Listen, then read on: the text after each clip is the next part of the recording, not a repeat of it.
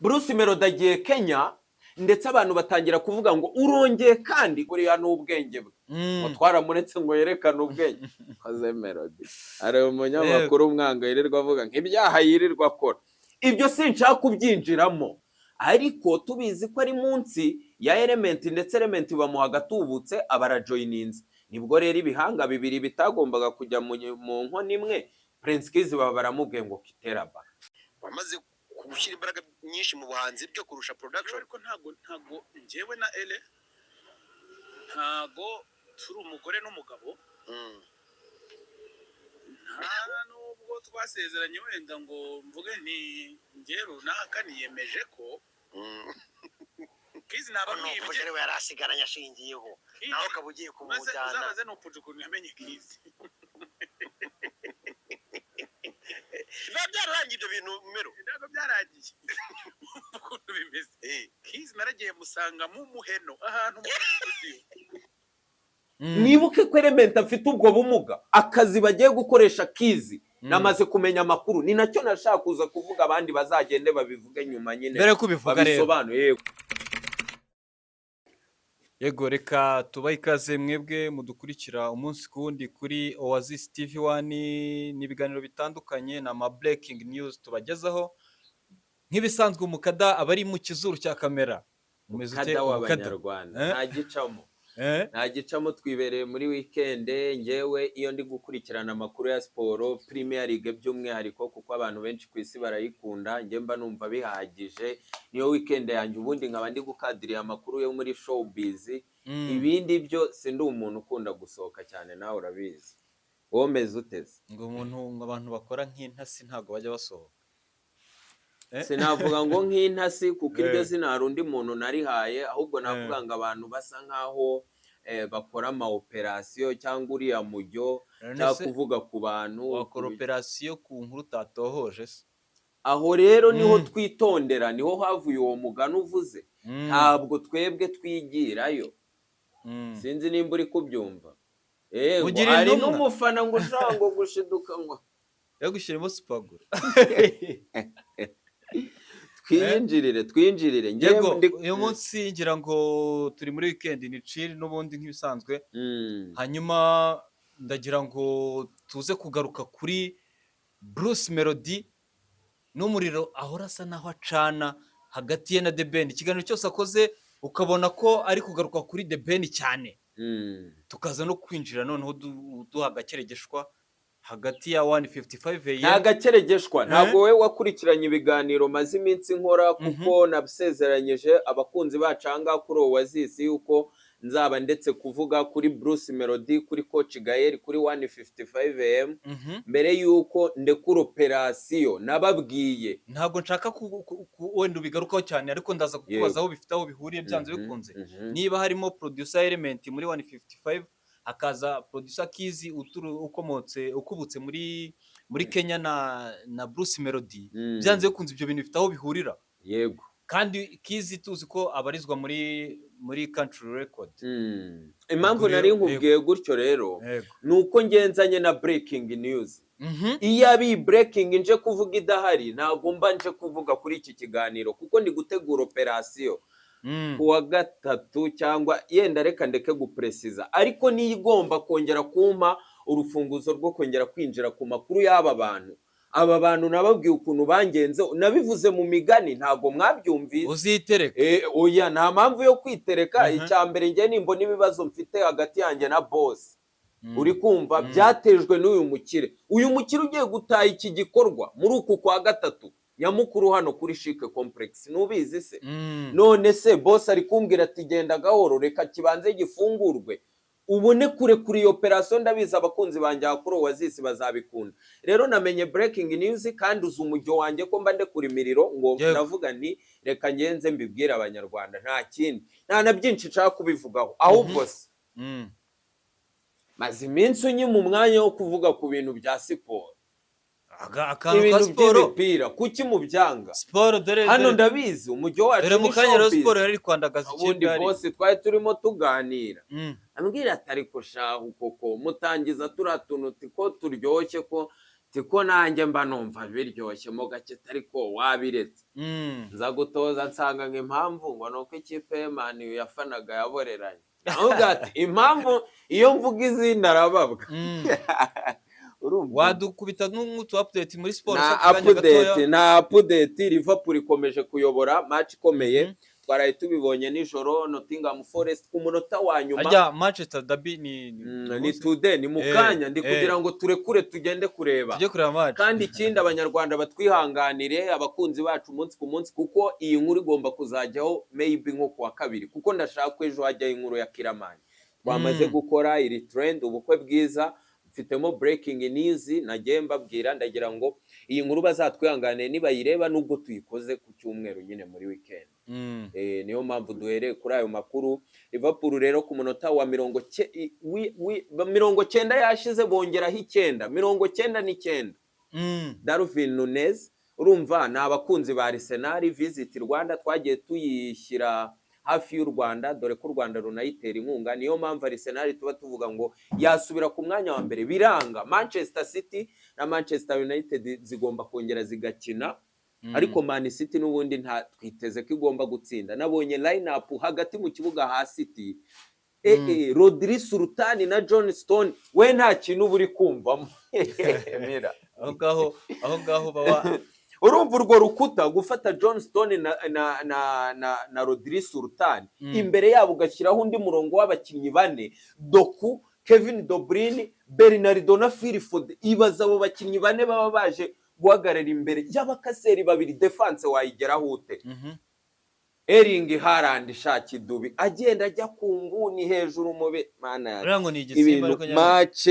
match ziraryoha abantu mudakunda match murebo wazisi ko kubungubu muzareba imiriro ya showbiz gusa hanyuma mu Rwanda ni nako Rayon Sport yari kwandagaza mukuru rabizi ko ajya areba match akanabipostinga Arsenal yasiyo yonyine n'Amavubi nuko yamutengushye nayo ni ibinakuru nta kindi nabivugaho nyine twigendere muri iyo breaking yacu nyine Arsenal yacu yaragaitse mu Rwanda se ntacyo watubwirayo mu Rwanda se ndavuga iki bintu uko byakonye ntacyo mvuga mu Rwanda Jean Pierre se Shayibobu ntiyahaye ibyishimo apere zabanze agahinda yaduteye kuri Bugesera sinakabonye ariko ikipe nka apere igura Shayibobu ikagura Pam ikagura Mbawoma penalty bakayiha Baka dufite wintera agahinda uwo Mbawoma se uvuga ibyo yabakoreye nabo ibyo bakora byose afazari wayiharuboneka Baka se yaje aturutse si muri Bugesera akaguru ke niba kazi na Samu Karenzi wa Resige nta kaza hanatera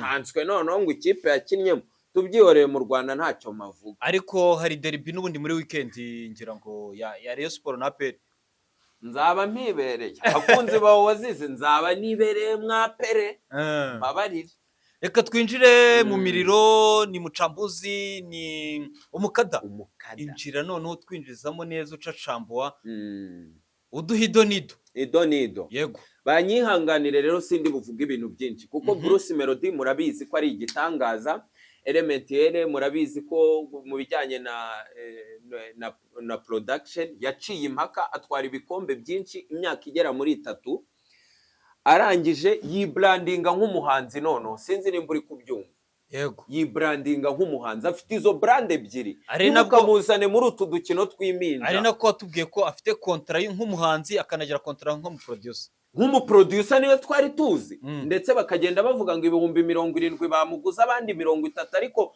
twaje kumenya ko ari akantu kagira ngo kamuhindurira ubuzima ariko nabyo byari ibihumbi bifatika nyemerera mbere yuko winjira muri breaking tubanze twifurize isabukuru igitangaza isabukuru nziza Bruce Melody ngira ngo nijoro mu ijoro ryakeye nibwo baraye bagiye kwifeta muri Green Lounge aho yari amaze umwanya ngo bamutegereje cyane mu gihe yari yabanje guha umwanya famille nibwo yaje kujya live rero abwira abantu aho yerekeje hinjira hariya muri Silverback Mall ameze neza cyane abacakiranye n'uwo bita Mico the Best burya ngo ni inshuti ya Kadasura muririmba ngo nawe watumye amuhuzana twegende ngiye kuzana abakire nuko rero abitwa ba Kenisor uheruka gusinya muri 155 AM witwa Loskana abitwa Barine Sano bari basesekayeyo bategereje igitangaza, uwitwa Renaissance yaje no kumuririmbira.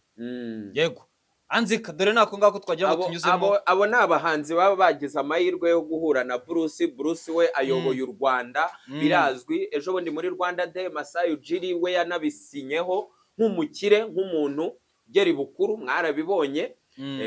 Ndetse Bruce Melody arakataje. Abo nabo baba bagize amahirwe yo gutumirwa kuko nta muhanzi utakwifuza kuhagera. Yaba management ye nta muntu utakwifuza kuyijyamo, yaba uburyo atwika nta muntu utakwifuza korabo nawe. Ibintu byiza. Nge sinshaka kuza gutinda muri ayo makuru, ntangire ninjire muri 155am. Reka ngenje kuri breaking y'ibiri hagati ya Bruce Melody, ibiri hagati ya Nopuja bakomojeho. Iyo umuntu yakomojweho tujye tumugarukaho, dutanga umucyo. Tugaruke kuri Prince KIZZ na Element. Ndafungiraho mbaho iyo breaking kugira ngo tube mu ba mbere cyangwa se tuba updating nk'abantu badukunda. Ibindi ngende gutegura operation karundura ngo karahabutaka sinayikoze, sinabonye ibyo bankoreye ngo uratinyutse uragiye uvuga utugambo. Ariko ubundi ko twe turi kuri platform ntoye kuki baba badukurikira, twe tubwira abakunzi, tubwira abantu babakurikirana amakuru aba bavugwaho. Kuki noneho mudashaka ko tuyavuga? Kuki noneho muselecting abantu babavugaho? Niyo mpamvu natwe tudasinzira nk'umukada. Iyi breaking news natekereza ko ejo Emirene muri MY yicopa niyongera azavuga ati bayintamitse. Azabibonye ikiganiro cyiza shayagiranye na Bruce Melody. Yego reko yerekeza mu bukwe bw'umugabo. By the way tutarinjiramo kuko yari amaze igihe ku ma live. Abantu benshi barabinenze kuri Bruce Melody bavuga ati ni gute muhanzi nk'uyu mukuru ko tutabona ba Diamond ba Harmonize bahora ku ma live nayo y'ubugoryi avuga imyanya y'ibanga badumbura bazi asuka baswi buri kanya birazwi. Ntiyanenzwe se Bruce, ariko yaberetse ko ari hambo. Ibyo ntibindeba, hari kontara mfitanya namwe. Ariko mbere yuko bakira warangiza tukavuga ibyaha yirirwa akora mu ma interview ye. Si we ya breaking yemi bya Kenisol, si Nairobi ibya Roseka mwandagaza ngo biriya ngo nimba yarakoze clip mbi ngo buriya n'ubwenge bwe ngo twaramuretse ngo yerekane ubwenge. Koze Melody ari umunyamakuru umwanga yirirwa avuga nk'ibyaha yirirwa akora. Ibyo sinshaka kubyinjiramo, reka twikomereze. Ndashaka kwinjira kuri breaking news. By the way umuvandimwe nawe hari kuri radio Mere nawe yamaze kugira isabukuru sha. Yego reka tumwifurize isabukuru nziza. Uvuze Bruce Melody mpita mbyibuka muri abantu bahuje n'imisi kurikirana basa n'ari impanga. Nanjye nifuriza isabukuru umuvandimwe wanjye. Tubanze yego n'umuryango we.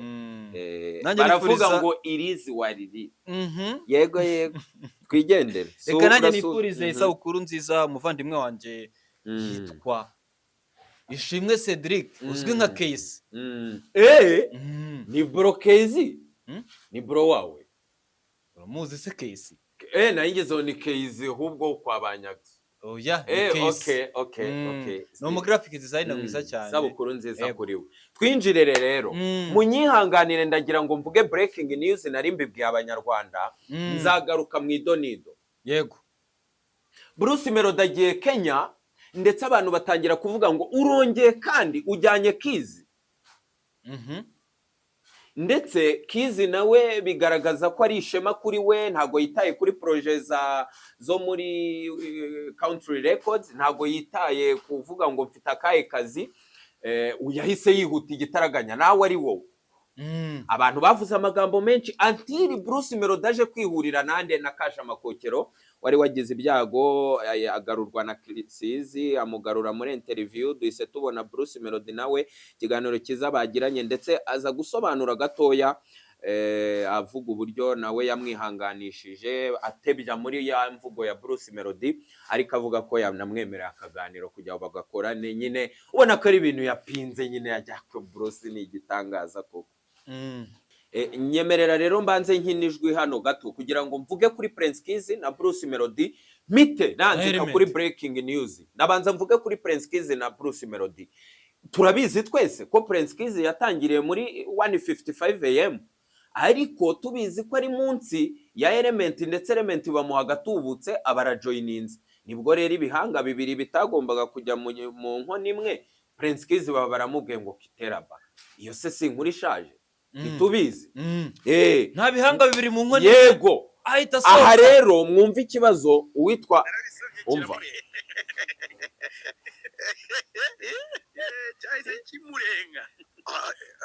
Abonye abantu benshi banabyaniriza bavuga bati ntimubona aho bishya bishyira ko Melody arimo aratera intambwe yo gutera uw'inyuma Element wamaze gushyira imbaraga nyinshi mu buhanzi byo kurusha production. Ariko ntago njyewe na Ele ntago turi umugore n'umugabo.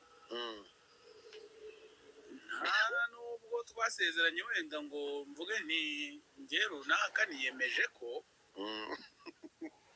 uzankorera indirimbo ari Ele gusa.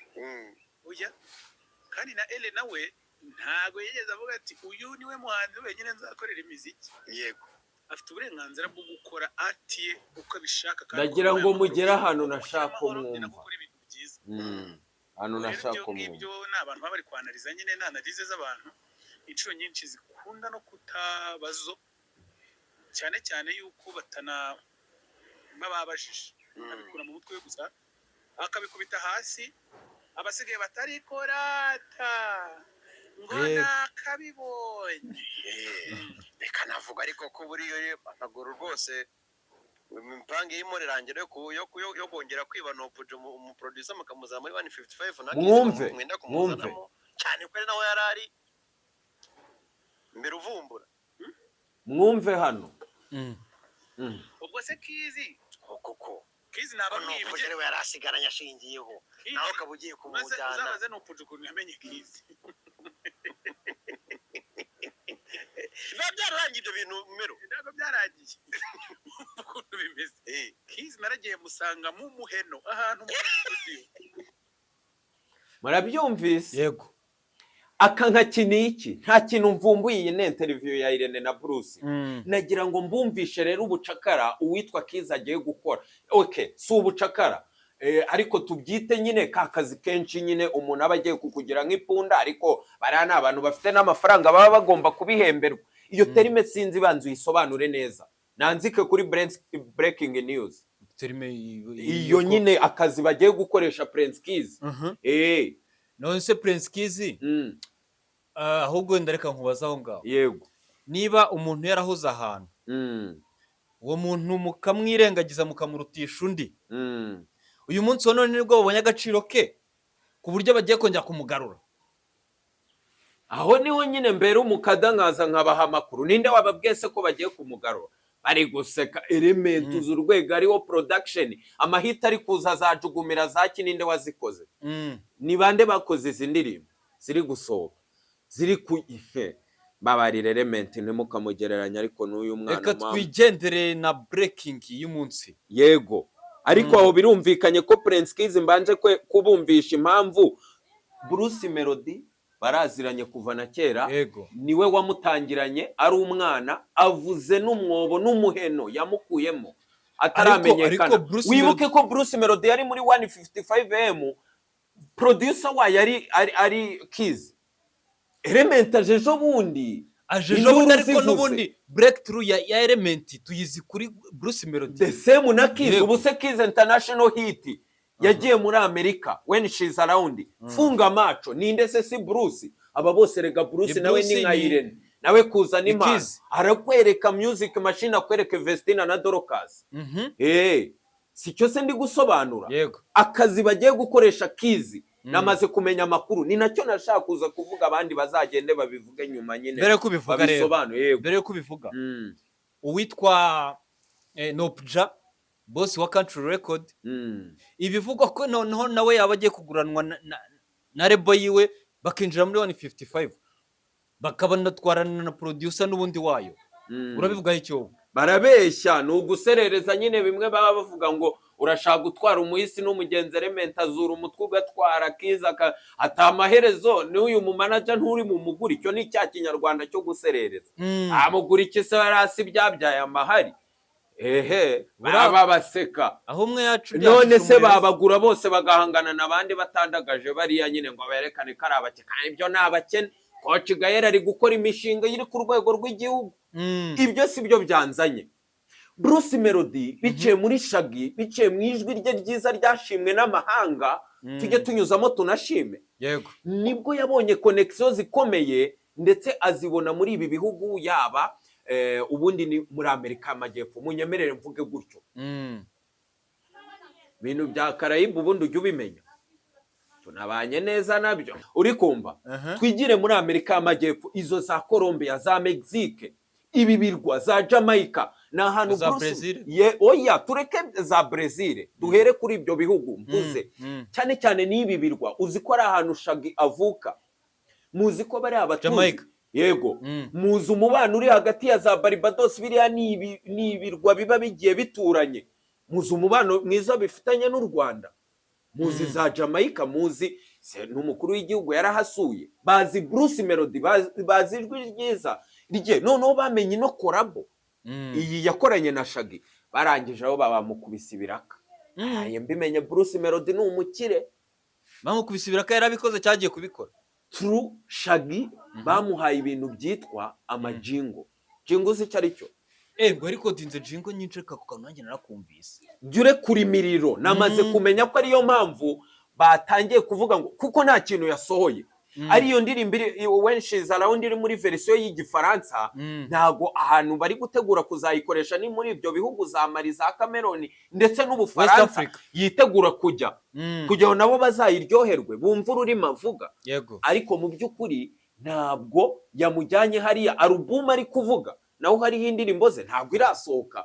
Yamujyanye hariya kugira ngo zimwe muri izo jingo abone ukuntu amuvana mu menyo ya country bajye kuzirikodingira hariya, ariko filime bakina media. Bibe bigaragara ko ku manywa bari bagiye kuri iyi radio, bari bagiye aha ku meeting uyu n'uyu, ngo ariko ngo bavibinganye na Sauti Sol, basuye Bahati baheruka gukora indirimbo muri Kenya na famille ye. Yego, n'uturelaxe ubundi bakagenda bakarikodinga iki izo jingo through ijwi ryiza rya Bruce Melody. Sirire impeccable cyane, ntiyamaze kubyerekana. Uwo mushinga amafaranga ufite ngo Coach Gael ngo yashoye ngo muri ngo Shaggy ngo baragenda ngo bajya gukorana nawe, uziretani y'ibintu bishobora kuva muri iyo projet. Sinzi nimba ari kiyo breaking uyumvise. Abantu bagiye mu kazi, forget kuvuga ngo baramusimbuza element niwe muntu watangiza projet ziramunanira. Kuko element abari busy. Ikindi kintu gikomeye cyatumye mwumviye interview yerega, mwumviye interview yagiranye na Irene, harimo beef hagati y'umuntu bita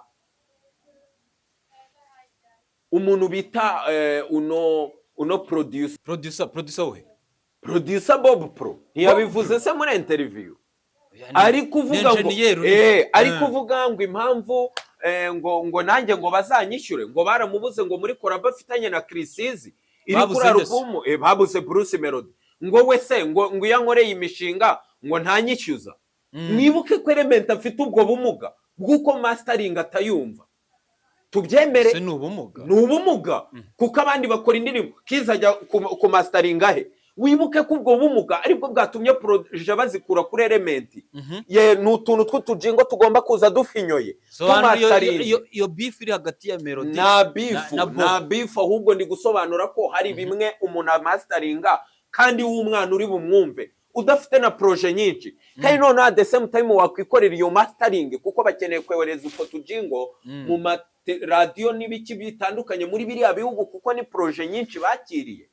Bagomba gukora. Yamujyanye rero bararaga bazirikodinga azimasteringa kuko KIZZ arabyikorera, ariko element si ibintu bye. Akora beat akagwigishinwa akakufollowinga neza ku buryo ugomba gukora igihangano cyiza, ariko umwami wa mastering ni Bob. Ntabwo mwabyumvise ko yamwikijeho se? Amakuru ndi kuyacukumbura, sinzi nimba ubyumvise, ariko ndabyumvise cyane. Impamvu yajyanye ntabwo album iraza, nta nikora bifatika bahavanye, uri kumva? Nicyo kintu cyo kugira ngo bajye ku masteringa izo jingo, ayo mafaranga ibyo biraka babonye ndetse uruhare runini. Menshi za raundi bakoranye na Shaggy yaramuvugiye imubera iteme, none bari gusarura amafaranga. Nyamara bari nayo mpamvu se yatumye bahindura no mu Gifaransa. proje barayibonye Irene ari kumuseka ngo ariko ngo indirimbo imaze umwaka koko ngo uduha ngo amaverisiyo ngo wabuze indirimbo. Kuki batakoze indirimbo nshyashya cyangwa basubiremo indi wenda yashaka? Kandi iriya yaramaze gufata umujyi ari kuyiriraho amajingo, ari kuyiriraho ijwi rye ngo ryiza, ngo bashage barasarara ngo twabonye umwana ngo unyoroshasha. Amara koci bayakuyemo, nge numvise nakurikiranye amakuru nimugoroba numva harimo agatubutse. Nubwo ndi gutegura operasiyo karabutaka ariko nanone iyi breaking numvise arandi makuru meza ndetse nayabasangiza mbere yuko yenda n'abandi bantu batandukanye bayavugaho. Yego, reka nkushimire mukada kuri iyo breaking. Tutarasoza wamfura we. Twatinze cyane. Twatinze hano muri interview ku buryo ya match nakubwiraga naringiye kureba yatangiye imaze iminota 19 ya Man City na Man U update. Witwa Rashford ahisa kubeta Man City cyane. Rashford bamaze kumupointesha oya ntiwamenya match iracyaza. Iyi Man U reka ngende umuganazi wono umunzani yarayiduhemukiye ku munota 99 itsinda igitego. Wono umunzani rero iyo Liverpool inganya Arsenal yari kubiyoboye shampiyona kuko izakina ejo na Sheffield nimba ari Sheffield United. Yewe none hibaze Man yaba yahagaritse City rero hari guca wambaye baboretse badoko banyuranemo mu kanya gato hari guca wambaye noneho Man yo yafasha abakaseri babiri itifata uwitwa Kobe Maino na Casemiro n'urundi rukuta nabo bahanganye ikipe. Reka tujye kwirebera match twimanukire gusa Bruce Melody bwo nagakeregeshwa ndekuye ndazana na operasiyo sinzi ahubwo nzanayikora ngenyine karahabutaka karundura sinayikoze Mirene yamaze ngo bari kwirirwa bamupanga niba mupange nayo makuru nyine ngo azayavuga byasotse nanjye nzanza mbere ndekuri imiriro itarasohoka. Asante sana mukada. Hasta la vista, Imana ibarinde.